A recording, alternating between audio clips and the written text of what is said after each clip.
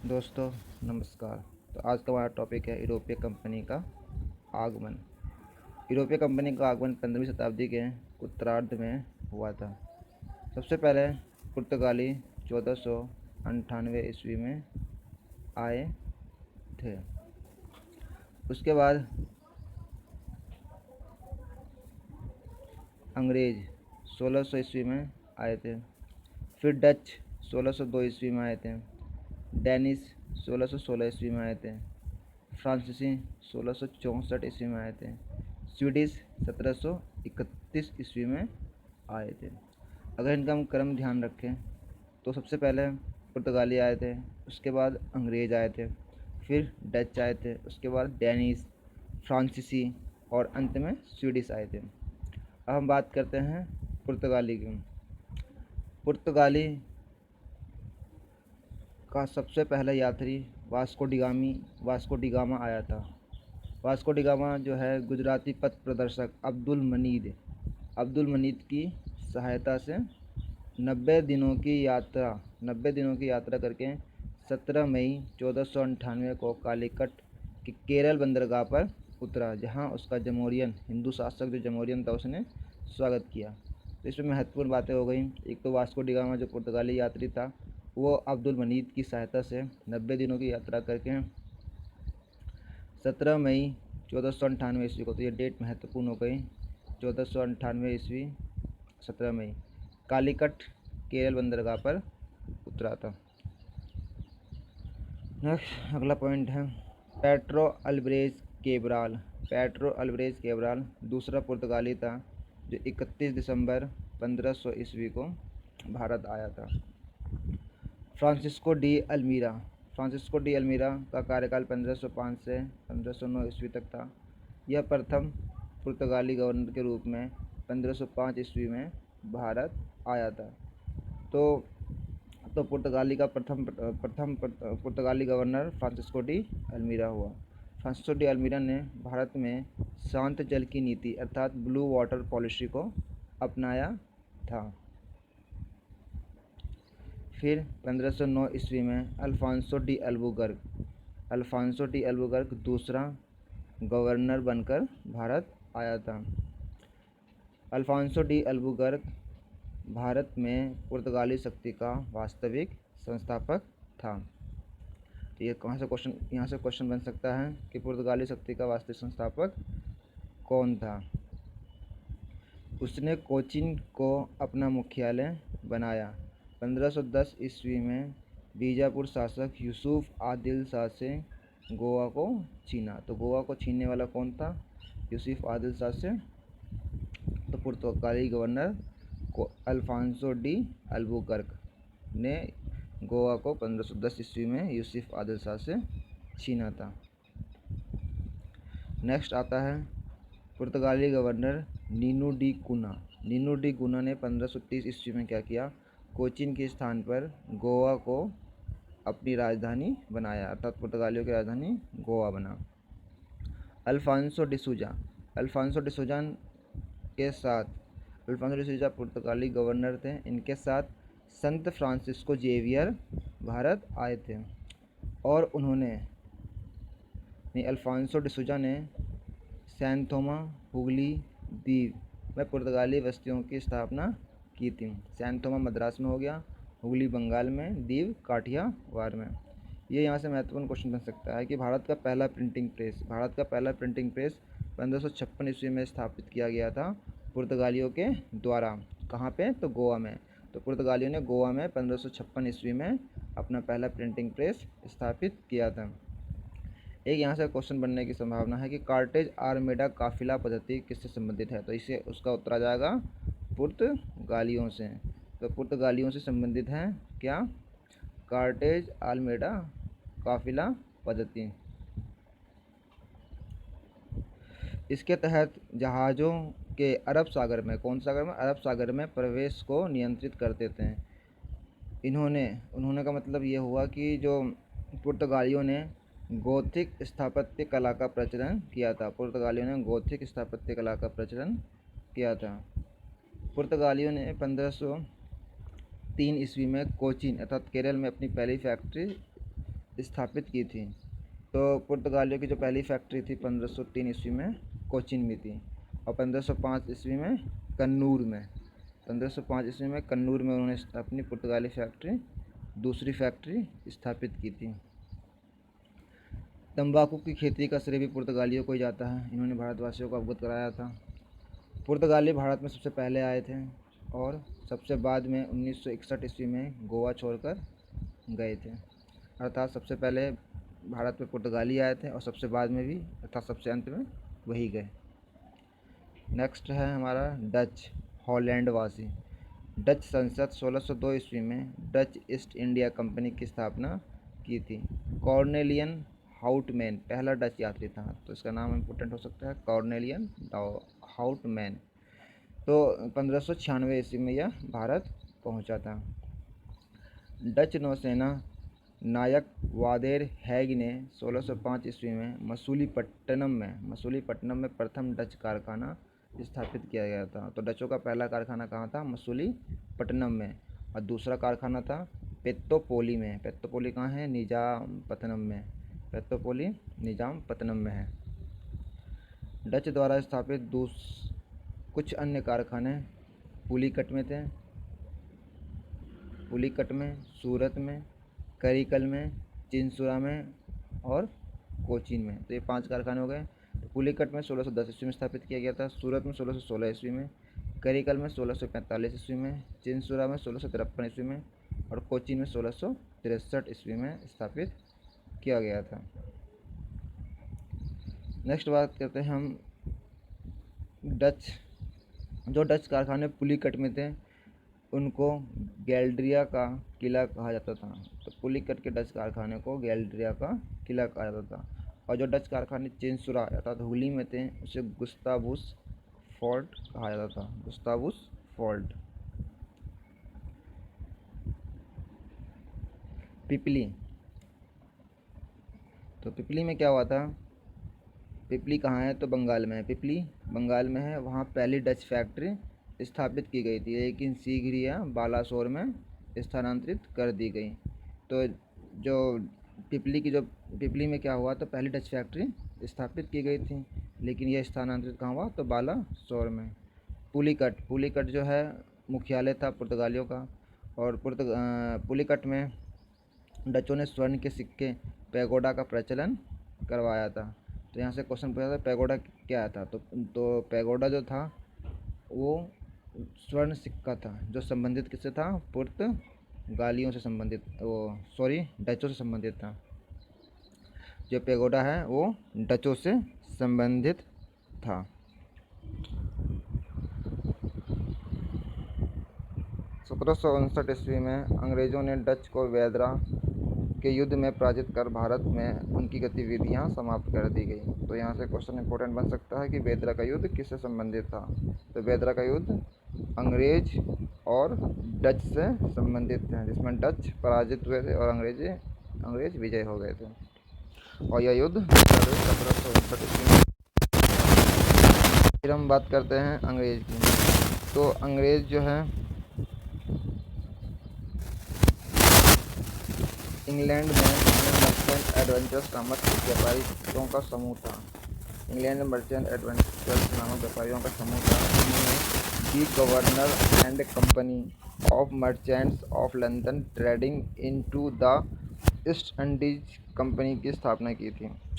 तो कंपनी का नाम कितना लंबा है? The governor and company of merchants of London trading into the East Indies. इसकी स्थापना मर्चेंट एडवेंचर्स नामक व्यापारियों के ग्रुप में किया था, और यह स्थापना 1599 ईस्वी में किया गया था। और महारानी जी एलिजाबेथ ने 1600 ईस्वी में कंपनी को पूर्व दिशा के साथ व्यापार करने के लिए 15 वर्षों का अधिकार पत्र प्रदान किया था। इंग्लैंड के राजा जेम्स प्रथम के दूत के रूप में कैप्टन हॉकिंस हेक्टर नामक जहाज से सूरत आया था और जहांगीर के आगरा स्थित दरबार में पहुंचा, जहां उसने बादशाह से फारसी में बात की। तो फारसी में बात की थी बादशाह से। बादशाह प्रसन्न हो गए और 400 ऊँट मसब दिया और इंग्लिश खां की उपाधि दी। इंग्लिश खां की उपाधि किसे दी गई थी? कैप्टन हॉकिंस को। और कैप्टन हॉकिंस जहांगीर के दरबार में आया था और यह आगरा गया था, और 400 का मनसब भी जहांगीर ने प्रदान किया था। अब अंग्रेज़ों ने भारत में अपनी प्रथम कंपनी थी 1611 ईस्वी में मसूलीपट्टनम में स्थापित की थी। अंग्रेज़ों ने 1612 ईस्वी में पुर्तगालियों को सूरत के निकट स्वाज़ी हाल में पराजित किया था। अंग्रेज़ों ने जहांगीर अनुमति दे रहा है सूरत में पश्चिम भारत की पहली फैक्ट्री और भारत की दूसरी कंपनी स्थापित की थी। ब्रिटेन के राजा जेम्स प्रथम आ गए। इन्होंने सर टॉमस रोको 18 सितंबर 1615 को भारत भेजा था, और 10 जनवरी 1616 ईस्वी को अजमेर में, अब यहाँ अजमेर में मिल रहा है, जहांगीर के दरबार में उपस्थित हुआ था सर टॉमस रो।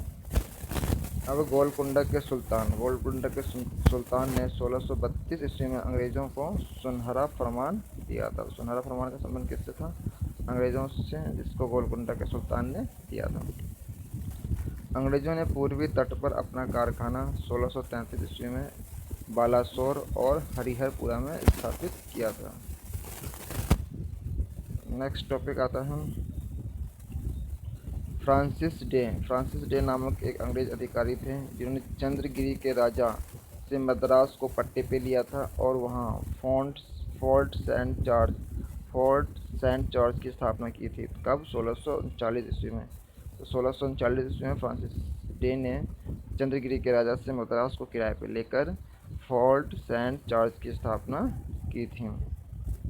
1651 ईस्वी में ब्रिजमैन ने हुगली में एक कारखाना स्थापित किया था। हुगली में कारखाना किसने स्थापित किया था? ब्रिजमैन ने 1651 ईस्वी में। 1616 ईस्वी में क्या हुआ? तो पुर्तगाली की जो राजकुमारी थी जिसका नाम कैथरीन ब्रेंगाजा था, उसका विवाह चार्ल्स द्वितीय के साथ हुआ। चार्ल्स द्वितीय जो था वो ब्रिटेन का राजा था, तो इसके फलस्वरूप चार्ल्स द्वितीय को बम्बई दहेज के रूप में प्राप्त हुआ। तो यहाँ एक महत्वपूर्ण बात है, जो जिसका विवाह हुआ कैथरीन ब्रेंगाजा का चार्ल्स द्वितीय के साथ 1616 ईस्वी में, और बम्बई को दहेज में दिया गया। अब बात करते हैं 1669 से 1670 ईस्वी तक बम्बई का जो गवर्नर था वो जेराल्ड आगियार था। तो जेराल्ड आगियार को बम्बई का संस्थापक माना जाता है, यानी जो जेराल्ड आगियार बम्बई का संस्थापक है। बंगाल का सूबेदार शाह शुजा ने 1651 ईस्वी में अंग्रेज़ों को व्यापार करने का विशेषाधिकार दिया था। फिर हम बात करते हैं नेक्स्ट टॉपिक की, जाब चारनाग। तो जाब चारनाग ने बंगाल में 3 गांव किराए पर लिए। इसका नाम कालिकाता, गोविंदपुर और सूतानाटी था। इन तीनों को मिला के आधुनिक कलकत्ता की नींव रखी थी, और वहाँ पे फोर्ट विलियम का निर्माण किया था, जिसका पहला प्रेसिडेंट चार्ल्स आयर था। जिसका पहला प्रेसिडेंट कौन था? चार्ल्स। तो यूरोपियों की प्रथम फैक्ट्रियाँ, तो पुर्तगाली की प्रथम फैक्ट्री कोचीन केरल में स्थापित की गई थी 1503 ईस्वी में। डच की प्रथम फैक्ट्री मसूलीपट्टनम आंध्र प्रदेश में 1605 ईस्वी में स्थापित की गई थी। अंग्रेज ने प्रथम फैक्ट्री मसूलीपट्टनम में ही 1611 ईस्वी में स्थापित की थी। डेनिश ने अपनी प्रथम फैक्ट्री ट्रावनकोर में तंजौर में 1620 ईस्वी में स्थापित की थी। फ्रांसीसी ने सूरत में गुजरात 1668 ईस्वी में प्रथम फैक्ट्री स्थापित की थी। यहाँ से इंपोर्टेंट करना, कोचीन पुर्तगालियों का, मसूलीपट्टनम में डच अंग्रेज दोनों ने, ट्रावनकोर में डेनिश ने, और सूरत में फ्रांसीसी ने स्थापित की थी। अब बात करता हूँ फ्रांसीसी की। तो फ्रांस के सम्राट लुई 14 के मंत्री थे काल्बर्ट ने 1664 ईस्वी में फ्रेंच ईस्ट इंडिया कंपनी की स्थापना की, जिसे कंपनी देश इंद से ओरिएंटल्स कहा गया। फ्रांसिस केरो ने 1668 ईस्वी में सूरत में अपने पहले व्यापारिक कारखाने की स्थापना की थी। तो फ्रांसिस केरो की पहले व्यापारिक कंपनी कौन थी फ्रांस की? सूरत में थी, और दूसरी कंपनी थी इनकी मसूलीपट्टनम में, फ्रांसीसियों के। 1663 ईस्वी में फ्रांसिस मार्टिन ने पुडुचेरी नामक एक गांव को प्राप्त किया था। तो पुडुचेरी एक गांव था, इसको आगे चलकर पांडिचेरी के नाम से जाना गया और वर्तमान में पुडुचेरी के नाम से जानते हैं। डचों ने पांडिचेरी को छीन लिया था, लेकिन रिजविक की संधि के बाद पांडिचेरी पुनः फ्रांसीसियों को मिल गया। तो ये रिजविक की संधि पांडिचेरी को लेकर डचों और फ्रांसीसियों के मध्य हुआ था। तो ऐसे क्वेश्चन बन सकता है। फ्रांस बंगाल में मुख्य फैक्ट्री चंद्रनगर में थी। तो फ्रांसीसियों की जो मुख्य फैक्ट्री थी बंगाल में, वो चंद्रनगर में थी। फ्रांसीसियों ने 1721 ईस्वी में मॉरिशस, 1724 ईस्वी में मालाबार में स्थित माही और 1739 ईस्वी में करिकाल पर अपना अधिकार किया था। तो फ्रांसीसियों ने अपना अधिकार मॉरिशस, माही और करिकाल पर भी किया था। 1742 ईस्वी में डुप्ले फ्रांसियों का गवर्नर बनकर आया और वह भारत में फ्रांसीसी साम्राज्य स्थापित करना चाहता था। तो फ्रांस का उद्देश्य जरूर था कि भारत में फ्रांसीसियों का साम्राज्य स्थापित हो। अंग्रेज और फ्रांसीसियों के बीच कर्नाटक का क्षेत्र लेकर 3 युद्ध हुआ। इन्हें आंग्लो फ्रांसीसी युद्ध या कर्नाटक युद्ध कहा गया। 22 जनवरी 1760, तो ये डेट इम्पोर्टेंट हो गया हमारे लिए कि 22 जनवरी 1760 में वांडीवास के युद्ध में फ्रांसीसी सेना पराजित हुए और उसका वर्चस्व भारत में समाप्त हो गया। तो किसका वर्चस्व भारत में समाप्त हुआ? फ्रांसीसियों का भारत में वर्चस्व समाप्त हो गया। और जो आयरकुट ने अंग्रेजी सेना का नेतृत्व किया था। तो अंग्रेजी सेना और फ्रांसीसियों के बीच का युद्ध कौन सा है? वांडीवास का युद्ध, और 22 जनवरी 1760 को यह युद्ध लड़ा गया था। अब नेक्स्ट टॉपिक आते हैं कि यह युद्ध, जो कर्नाटक युद्ध हुए, कहाँ कौन सी ईस्वी में हुए, इससे संबंधित कौन से परिणाम हुए। तो कर्नाटक आंग्लो फ्रांसीसी युद्ध 3 हुए। प्रथम कर्नाटक युद्ध 1746 से 1748 ईस्वी तक हुआ, यानी 2 साल तक यह युद्ध चला। इसके बाद एलापल की संधि 1748 ईस्वी में एलापल की संधि हुई और इसके परिणाम से फ्रांसीसी यहाँ पे विजयी हो गए थे। तो प्रथम कर्नाटक युद्ध में फ्रांसीसी विजयी हुए थे। अब बात करते हैं द्वितीय कर्नाटक युद्ध की। तो ये 1749 से 1754 ईस्वी तक चला था। 1749 से 1754 ईस्वी तक चला था और इसके बाद पांडिचेरी की संधि हुई थी और 1754 ईस्वी में पांडिचेरी की संधि हुई थी और इस युद्ध के परिणाम स्वरूप अंग्रेज़ों का प्रभाव बढ़ गया था। अब तृतीय युद्ध आता है, कर्नाटक का युद्ध। तृतीय युद्ध आता है कर्नाटक का युद्ध, जो 1756 से 1763 ईस्वी तक चला था। इसके तहत पेरिस की संधि हुई थी 1763 ईस्वी में। तो तृतीय कर्नाटक युद्ध 1756 से 1763 ईस्वी तक चला था और पेरिस की संधि 1763 ईस्वी में हुई थी, 1763 में। इसके परिणाम स्वरूप वांडीवास के युद्ध के बाद फ्रांसीसी निर्णायक रूप से पराजित हुए थे।